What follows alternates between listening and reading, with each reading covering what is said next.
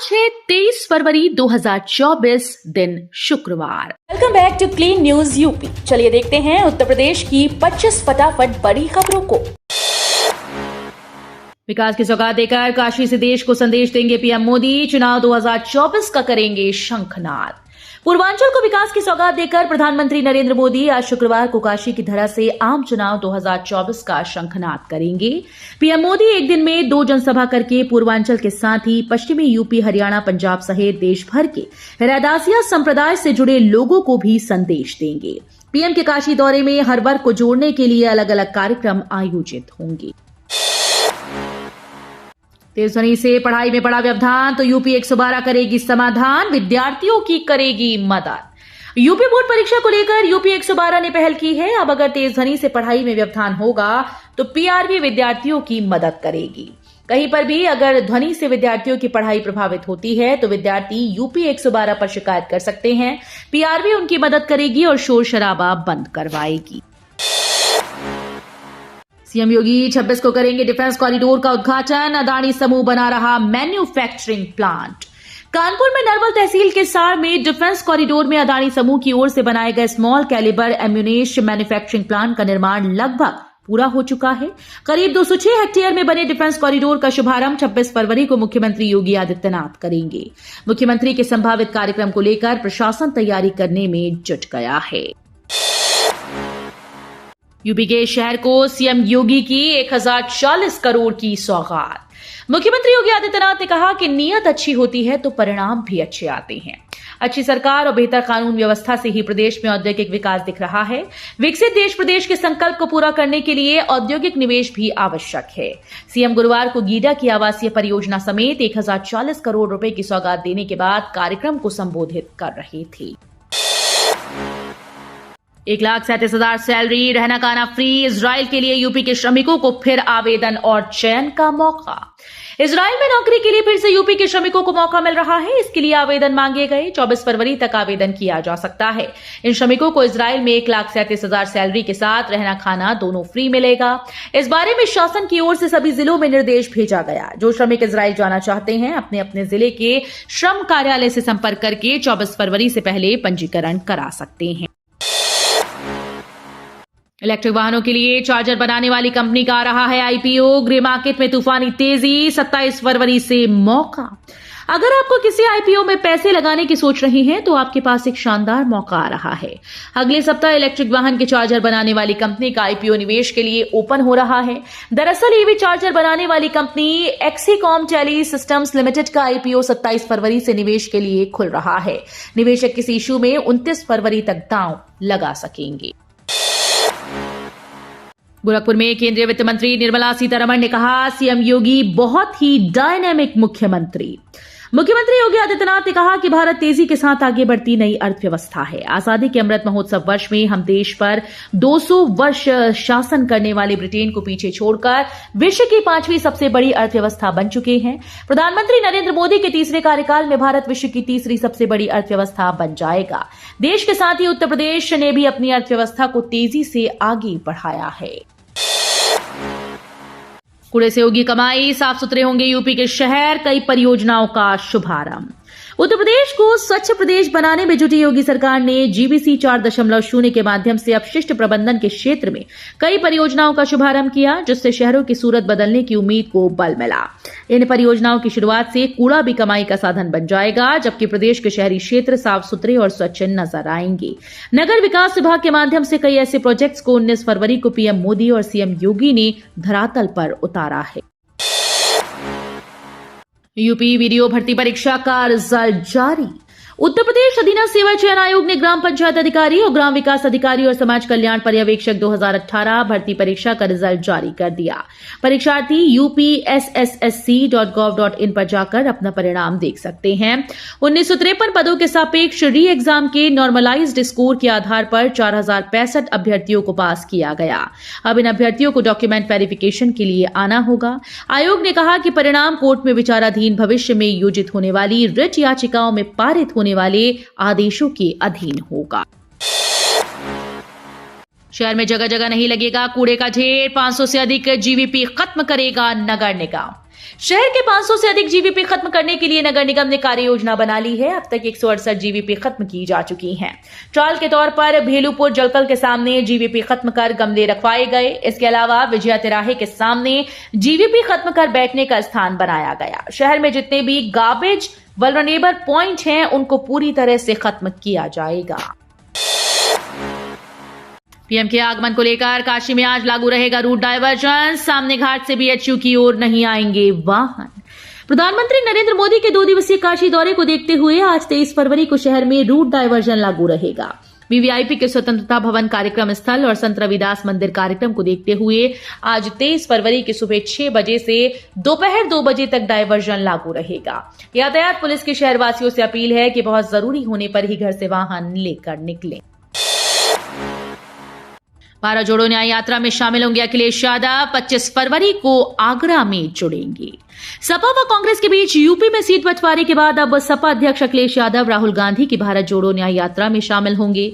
अखिलेश यादव 25 फरवरी को आगरा में न्याय यात्रा से जुड़ेंगे। इसके पहले अखिलेश यादव ने रायबरेली में न्याय यात्रा से जुड़ने का ऐलान किया था, पर सीट बंटवारे पर फैसला न होने के कारण उन्हें अपना कार्यक्रम रद्द करना पड़ा। अखिलेश यादव बोले, भारत रत्न देकर वोट चाहती है भाजपा सरकार एक तरफ चौधरी चरण सिंह और स्वामीनाथन को भारत रत्न दे रही है और दूसरी तरफ किसानों का उत्पीड़न कर रही है।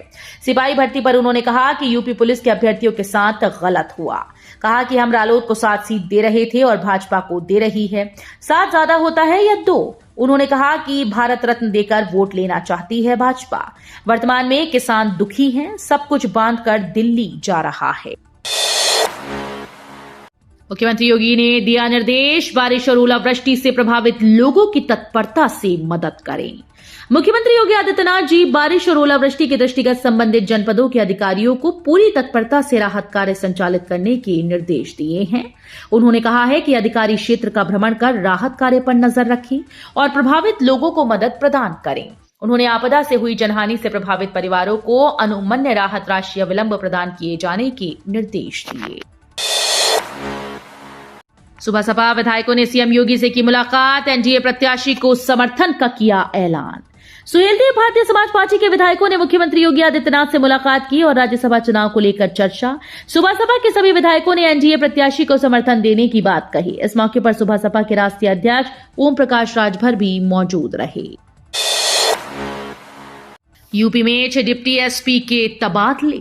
यूपी में बृहस्पतिवार को 6 डिप्टी एसपी के तबादले कर दिए गए। जिन अफसरों के तबादले किए गए उनमें दरवेश कुमार, अरुण कुमार सिंह, विजय आनंद, हर्ष पांडे, एसएन वैभव पांडे और गौरव कुमार शर्मा शामिल हैं।